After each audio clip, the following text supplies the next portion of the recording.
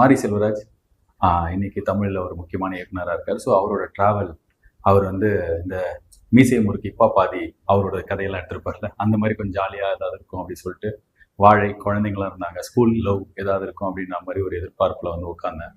But ஆனால் உள்ளே போய் உட்காந்து இப்போ நான் வெளில வந்திருக்கேன், அப்படியே உலுக்கி எடுத்துருச்சு. ஆக்சுவலாக இன்னும் ஒரு 15 மினிட்ஸ் டைம் கேட்டிருந்தேன் இந்த மாதிரி பேசுறதுக்கு. ஏன்னா பயங்கரமான அழுகையை கண்ட்ரோல் பண்ணிட்டு நான் வெளில வந்திருக்கேன். நான் வேற இலகிய சுபாவம் கொண்டவன்.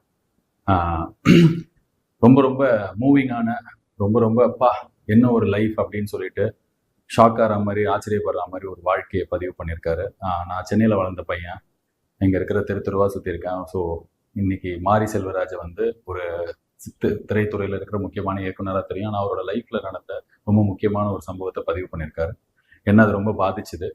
படம் பார்க்கும்போது எனக்கு ரொம்ப மூவிங்காக இருந்தது. ஸோ நடித்த எல்லாரும் சரி, இந்த படத்தை எடுத்த மாரி மற்றும் அவங்க டீம் மொத்த பேருக்கு என்னோட வாழ்த்துக்கள்.